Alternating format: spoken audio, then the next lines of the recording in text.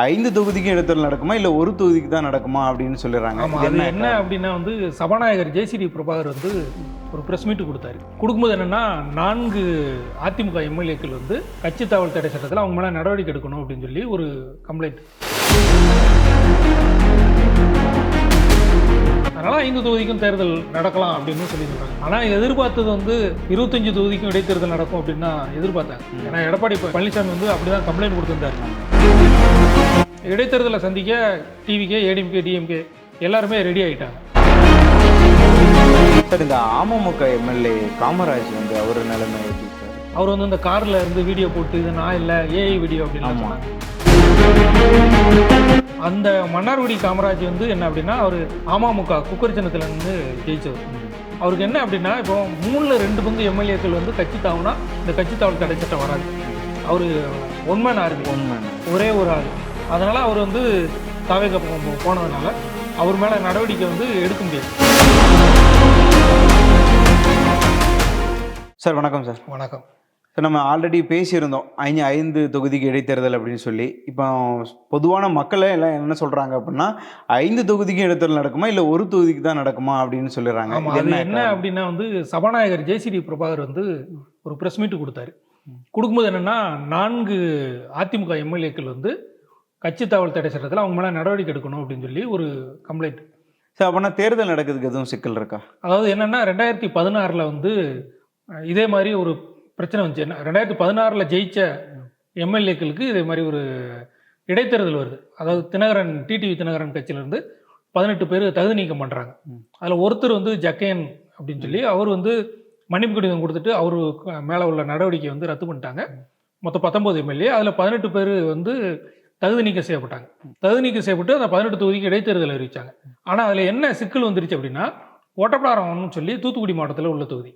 ஒட்டப்பிடாரம் தொகுதியில் அதிமுகவில் சுந்தரராஜ் அப்படிங்கிறவர் ஜெயிச்சிருந்தாரு. 2வது இடத்துல புதிய தமிழகம் கட்சியிலேருந்து டாக்டர் கிருஷ்ணசாமி தோன்றிருந்தார். அப்போ புதிய தமிழகம் கட்சி வேட்பாளர் கிருஷ்ணசாமி அதிமுக ஜெயிச்சதை செல்லாதுன்னு அறிவிக்கணும் அப்படின்னு சொல்லி கோர்ட்டில் கேஸ் போட்டிருந்தாரு. ஹைகோர்ட்டில் கேஸ் நடந்துகிட்டு இருக்கு. வழக்கு ஒன்று இருக்கும்போது இந்த தொகுதிக்கு தேர்தல் நடத்துறதுக்கான வாய்ப்பு இல்லை அப்படின்னு சொல்லி தேர்தல் ஆணையத்து விதிமுறைகளை சுட்டி காட்டி சொன்னாங்க. அப்போ ஒரு கேஸ் நடந்துகிட்டு இருக்கு, அதுக்கான முடிவு என்னன்னு தெரியல. அப்படிங்கும்போது இந்த தேர்தலை நடத்தக்கூடாது அப்படிங்கிற மாதிரியான ஒரு பிரச்சனை வந்துச்சு. இப்போ இவர் இன்பதுரை அப்பாவு கேஸில் கூட தீர்ப்பு தான் ஒத்தி வச்சிருந்தாங்க. ஆனால் அவங்க 5 வருஷம் எல்லாத்தையும் அனுபவிச்சுட்டு போயிட்டாரு. அதுக்கப்புறம் இன்னொரு தேர்தல் அப்பாவு ஜெயிச்சு அவரும் 5 வருஷம் முடிஞ்சதுக்கப்புறம் 10 வருஷத்துக்கு அப்புறம் தீர்ப்பு சொன்னாங்க. அப்போ இப்போ சபாநாயகர் ஒன்று சொல்லியிருக்காரு. இப்போ இவர் என்ன தீர்ப்பு சொல்ல போறாரு, அந்த நடவடிக்கைகள் எப்போ தொடங்கும் எப்போ முடியும்னு சொல்லி தெரியல. அப்படிங்கும்போது அந்த இடைத்தேர்தல் நடத்துறதுக்கான வாய்ப்புகள் குறையுமா அப்படிங்கிற ஒரு பேச்சு வந்திருக்குது. இப்போ இது ஒரு ஆளுங்கட்சிக்கு சாதகமா இருக்கிறதுனால இந்த தீர்ப்பு கொஞ்சம் தள்ளி போகிறதுக்கு வாய்ப்பு இருக்குமா? அதாவது இன்னொன்று என்ன சொல்றாங்க அப்படின்னா எலெக்ஷன் கமிஷனுங்கிறது ஒரு தனிப்பட்ட அமைப்பு. சபாநாயகருடைய நடவடிக்கை எப்படி இருந்தாலும் சரி அவங்க தன்னிச்சையாக காலியான தொகுதிக்கு தேர்தல் அறிவிக்கிறதுக்கு வாய்ப்பு இருக்கு. அதனால 5 தொகுதிக்கும் தேர்தல் நடக்கலாம் அப்படின்னு சொல்லி சொல்றாங்க. ஆனால் எதிர்பார்த்தது 25 தொகுதிக்கும் இடைத்தேர்தல் நடக்கும் அப்படின்னு தான் எதிர்பார்த்தாங்க. ஏன்னா எடப்பாடி பழனிசாமி அப்படிதான் கம்ப்ளைண்ட் கொடுத்திருந்தாரு. அதாவது நம்ம விஜய் 108 இடத்துல ஜெயிக்கிறாரு. அதில் 144 பேர் நம்பிக்கை வாக்கெடுப்பில் ஆதரவா எம்எல்ஏக்கள் ஓட்டு போடுறாங்க. 22 பேர் எதிர்ப்பு தெரிவிக்கிறாங்க. 5 பேர் நடுநிலை, பிஜேபியும் பாமகவும் நடுநிலை வச்சுட்டாங்க. இதில் 25 எம்எல்ஏக்கள் அதிமுகவில் இருந்து கொறடா உத்தரவை மீறினவங்க. இப்போ சபாநாயகர் சொன்னதுலேருந்து என்ன அப்படின்னா அதிமுக எடப்பாடி பழனிசாமி தான் அதிமுகவுடைய கட்சி தலைவர் அப்படிங்கிறது, சட்டமன்ற கட்சி தலைவர் அப்படிங்கிறது நமக்கு உறுதியாயிருக்கு. அதிமுகவுடைய கொறடா எடப்பாடி பழனிசாமியால் நியமிக்கப்பட்ட அக்ரி கிருஷ்ணமூர்த்தி தான் கொறடா அப்படிங்கிறதும் உறுதியாயிருக்கு. அக்ரி கிருஷ்ணமூர்த்தி அந்த கொறடா உத்தரவை மீறினவங்க மேலே கட்சி தாவல் தடை சட்டம் பாயணும். அந்த அடிப்படையில் 25 பேர் மேலே 27/5/2026 எடப்பாடி பழனிசாமி தரப்பு கடிதம் கொடுக்குறாங்க. ஒரு 4 கடிதம் கொடுத்துருக்குறாங்க. அதுக்கப்புறம் 13/5/2026 மன்னிப்பு கடிதம் அந்த 21 எம்எல்ஏக்களும் மன்னிப்பு கடிதம் ஏற்கனவே 2017 டைமில் ஜக்கையன் கொடுத்த மாதிரி இப்போ 21 எம்எல்ஏக்கள் மன்னிப்பு கடிதம் கொடுத்துருக்குறாங்க. அந்த அடிப்படையில் அவங்க மேலே நடவடிக்கை இல்லை, மீதி 4 பேர் மேலே நடவடிக்கை அப்படின்னு சொல்லி சொல்லிட்டாரு. இப்போ இந்த நடவடிக்கையை பொறுத்து தான் இதில் இன்னொரு சிக்கல் என்ன அப்படின்னா இவங்க திரும்பவும் போட்டி போடுவாங்களா இல்லையா அப்படிங்கிறதே அந்த 4 தொகுதிக்கு இருக்குது. இப்போ ஒருவேளை நடவடிக்கை எடுத்துட்டாங்க, தகுதி நீக்கவும் பண்ணிட்டாங்க அப்படின்னா அதுக்கு அடுத்த நிலவரம் எப்படி இருக்கும்? அதாவது 2 விதமாக இருக்குது. ஒன்று வந்து என்னன்னா, சபாநாயகர் நடவடிக்கை எடுக்கும்போதே இவங்க தகுதி நீக்கம் செய்யப்படுறாங்க. இவங்க இத்தனை ஆண்டு காலத்துக்கு வந்து தேர்தலில் போட்டியிடக்கூடாது. கர்நாடகாவில் அப்படி நடந்துச்சு. கர்நாடகாவில் வந்து 2 ஆண்டுகளுக்கு வந்து அவங்க வந்து தேர்தலில் போட்டி போடக்கூடாது அப்படின்னு சொல்லி சபாநாயகர் தீர்ப்பு கொடுத்துட்டாரு. கோர்ட்டுக்கு போனாங்க. கோர்ட்டில் வந்து சபாநாயகர் என்ன தீர்ப்பு சொல்கிறாங்களோ அதில் நாங்கள் தலையிட முடியாதுன்னு சொல்லிட்டாங்க. அதனால் அடுத்து இந்த இடைத்தேர்தலில் வந்து அந்த தகுதி நீக்கம் செய்யப்பட்ட எம்எல்ஏக்கள் வந்து போட்டியிட முடியல. இப்போ நிலவரப்படி வந்து பெருந்துறையில் ஜெயக்குமார், மதுராந்தகம் மரகதம் குமரவேல், தாராபுரம் சத்யபாமா, அம்பாசமுத்திரம் இசைக்கு சுப்பையா, இவங்க தான் அந்த 4 முக்கிய புள்ளிகள். இந்த 4 பேரும் வந்து சபாநாயகர் தீர்ப்பு கொடுக்கும்போதே இவங்க அடுத்து 2 வருஷத்துக்கு தேர்தலில் போட்டியிடக்கூடாது அப்படின்னு சொல்லிட்டாரோ, அல்லது 6 மாதத்துக்கு போட்டியிடக்கூடாது அப்படிங்கிற ஒரு தடையை வந்து சபாநாயகர் சொல்லிட்டாருன்னா இவங்க போட்டி போட முடியாது. அப்படி இல்லை, வெறும் தகுதி நீக்கம் அப்படின்னா அவங்க வந்து அடுத்து தேர்தலில் நின்று ஜெயிக்கிற வரைக்கும் அமைச்சராகக்கூடாது, அரசு பதவிகள் எதுவுமே வகிக்கக்கூடாது. அதுதான் ரூல்ஸே தவிர தேர்தலில் போட்டியிடறதுக்கு தடை இருக்காது. அப்போ திரும்பவும் இவங்க போட்டியிட்டு ஜெயிச்சு அமைச்சராகவோ அந்த மாதிரி, ஏன்னா இசை சுப்பையாவுக்கெல்லாம் அப்படிதான் வாக்குறுதி கொடுத்ததா சொன்னாங்க. அவருக்கு அமைச்சர் பதவி கொடுக்குறோம், நீங்க வாங்க அப்படின்னு சொல்லி பேசுனதா தான் சொன்னாங்க. அப்போ அப்படி ஒரு வாய்ப்பு இருக்கும்போது வந்து இவங்களே வேட்பாளராக வரக்கூடிய வாய்ப்பு இருக்கு. ஏன்னா சபாநாயகர் அப்படிங்கிறது தாவேக்கால இருந்து தேர்வு செய்யப்பட்டவர், அவரு தாவேக்கா எம்எல்ஏவை ஜெயிச்சவர். அப்படிங்கும்போது தாவேக்காவுக்கு சாதகமான ஒரு முடிவு எடுக்கிறதுக்கும் வாய்ப்பு இருக்கு அப்படின்னு தான் விமர்சகர்கள் வந்து பண்றாங்க. ஸோ ஒருவேளை சபாநாயகர் இந்த நடவடிக்கை எடுக்கலை, தள்ளி போட்டாங்க அப்படின்னா என்ன நடக்கும்? இப்போ சபாநாயகர் நடவடிக்கை எடுக்கலை அப்படின்னா சுப்ரீம் கோர்ட்டே நேரடியாக தலையிடக்கூடிய ஒரு வாய்ப்பு கூட நடந்திருக்குது. இப்போ வந்து எடப்பாடி பழனிசாமி அவர்கள் வந்து அந்த ஃபைல் பண்ணிக்கிட்டே இருக்கிறாங்க. 4 கடிதம் அப்படிங்கிறது வந்து நாங்கள் இந்தந்த தேதியில் வந்து நாங்கள் அவங்களுக்கு சொன்னோம், சபாநாயகர்கிட்ட பரிந்துரை செஞ்சோம், அவங்க நடவடிக்கை எடுக்கலை அப்படின்னு சொல்கிறது தான். மணிப்பூரில் வந்து 2020 வந்து இப்படி ஒரு சம்பவம் நடந்திருக்கு. அவர் வந்து அமைச்சராக இருக்கிறார். அமைச்சர் மேலே தகுதி நீக்க நடவடிக்கைக்கு சொல்கிறாங்க. சொல்லும்போது எந்த நடவடிக்கையும் சபாநாயகர் எடுக்கலை. உச்சநீதிமன்றம் என்ன செய்யுது அப்படின்னா ஆர்டிகல் 142 அடிப்படையில் அந்த அமைச்சரையை வந்து தகுதி நீக்கம் பண்ணிடுறாங்க.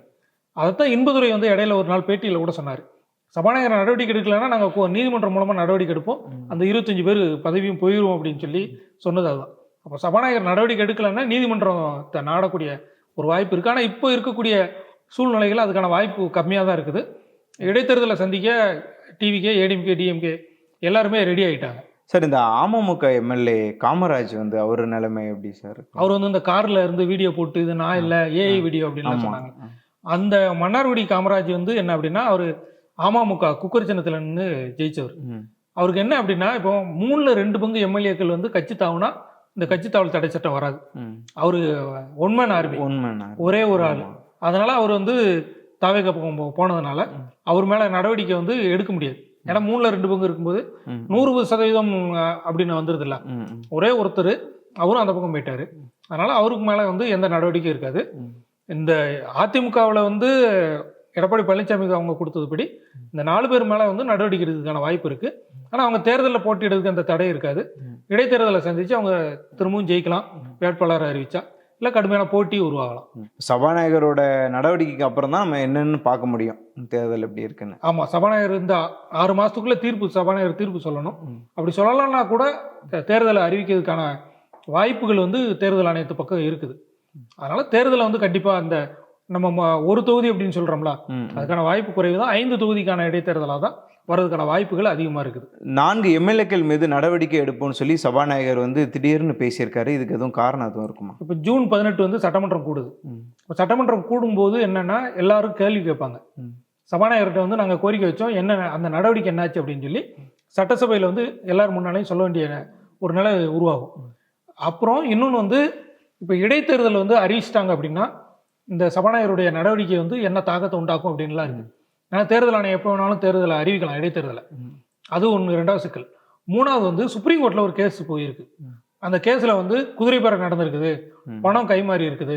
அதனால வந்து சிபிஐ விசாரணை நடத்தி இவங்க மேலே நடவடிக்கை எடுக்கணும் அப்படின்னு சொல்லி தாவேக்கா மேலேயும் அந்த தாவேக்காவுக்கு ஆதரவாக ஓட்டு போட்ட அதிமுக எம்எல்ஏக்கள் மேலேயும் ஒரு புகார் சொல்லியிருக்கிறாங்க. அதை வச்சு தான் இப்போ எதிர்கட்சிகள் கூட sofa set government, sofa set அப்படின்னு சொல்லி பேசுறதுக்கு அது ஒரு காரணம். அப்போ சுப்ரீம் கோர்ட்டில் அந்த கேஸ் இருக்குது. அந்த கேஸ் இருக்குது, சட்டமன்றம் கூடுது, இடைத்தேர்தல் அறிவிப்பு வந்தால் என்ன செய்யலாம் அப்படிங்கிறதுனால இப்போ இந்த பிரச்சனைகளை சமாளிக்கிறதுக்கு சபாநாயகர் நடவடிக்கையை தொடங்கிட்டாரு அப்படின்னு எல்லா இடத்துலையும் சொல்லலாம். சட்டசபையிலையும் சொல்லிக்கலாம், சபாநாயகர் வந்து நடவடிக்கையை தொடங்கிட்டாரு, எப்போ வேணாலும் தீர்ப்பு வரலாம் அப்படிங்கிறது. நீதிமன்றத்திலையும் இப்படி ஒன்று சொல்லிக்கலாம். நீதிமன்றம் ஏன் நடவடிக்கை எடுக்கல, இல்லை இதுக்கு நீங்கள் என்ன பதில் சொல்கிறீங்கன்னு சொல்லி விளக்கம் கேட்பாங்க. கேட்டு தான் அங்கே விசாரணை நடக்கும்.